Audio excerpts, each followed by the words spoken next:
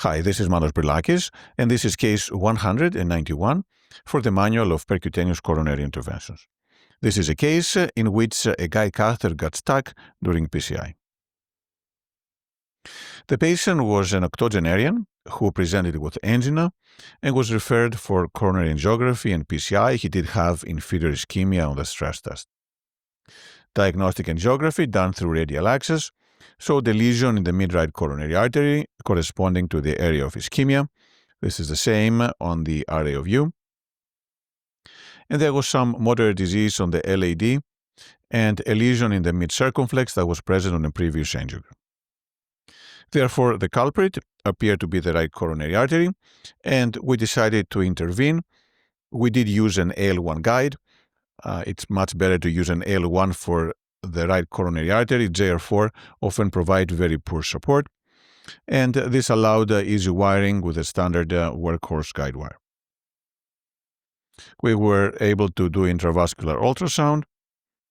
The patient did have some calcification, diffuse plaque, and then during the area of more severe stenosis, there appears to be near circumferential calcification.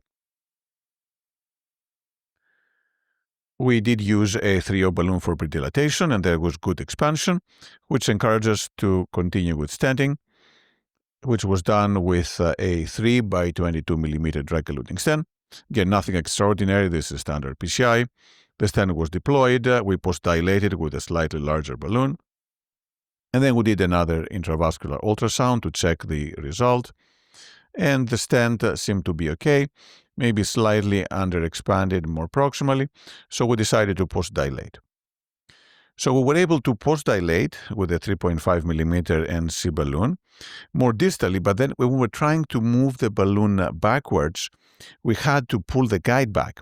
The amplats wanted to be deep-seated inside the coronary artery, and we used different tricks like this one in which we inflate the balloon and then use the balloon as anchor to push the balloon and get the guide out. But then every time we would try to pull the balloon back, then the guide would dive back into the coronary. So after several of those maneuvers, the guide catheter actually came out, and we had a lot of difficulty re-engaging the vessel. At some point, we were unable to move the guide very well, so we presume this is radial entrapment, and we tried to move the catheter back. The catheter would not come out. So what to do?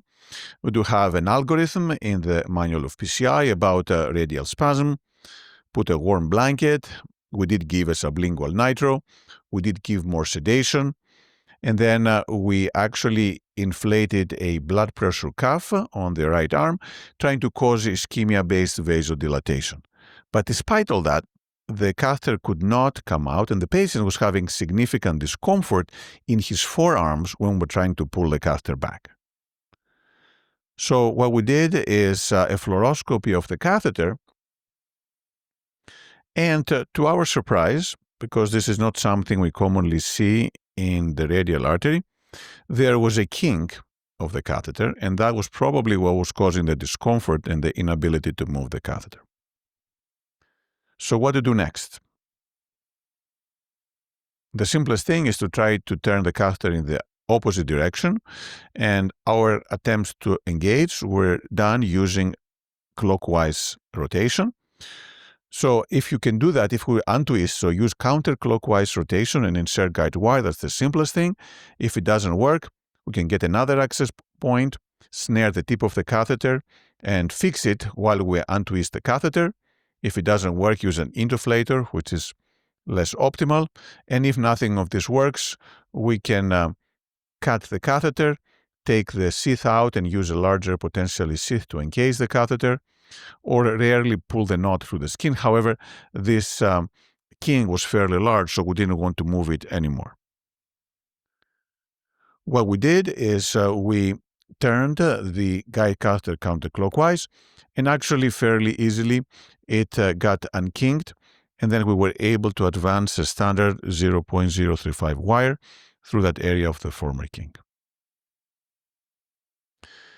We went back in, we took some more pictures with the T catheter. The artery looked good enough, so we didn't do any more postdilatation. we removed the catheters, and then we were getting ready to remove the sheath when we noticed that he had a hematoma in the forearm. Fortunately, with just an ACE wrap, the patient was fine. Ultrasound showed the radial dissection, but the patient did not require any invasive treatment. So multiple lessons from this case. The first one is that when we cannot move a catheter through radial access, the natural instinct is to assume this is radial artery spasm and do maneuvers to try to relieve the spasm, such as giving vasodilators, warming up the arm, doing the ischemia-based vasodilation with inflating a blood pressure cuff in the arm. But the differential diagnosis is a little broader, and in this particular case, the issue was actually not radial spasm, but it was more the kinking of the guide. So what to do when we have a kink on the catheter? The first step is to try to turn it in the opposite direction than what we were doing originally. So in this case, it was trying to engage the RCA. We were turning clockwise.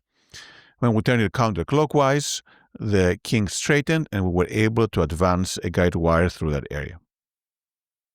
And then another thing is that after we do this, it is important to check the forearm because the patient might have some bleeding, some hematoma, and we want this to be diagnosed sooner than later to prevent the development of any compartment syndrome.